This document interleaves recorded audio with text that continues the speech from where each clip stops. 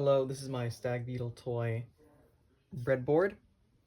In this demonstration, this hand crank replaces and acts as a substitute for a set of bevel gears and axle, which are intended for the final toy.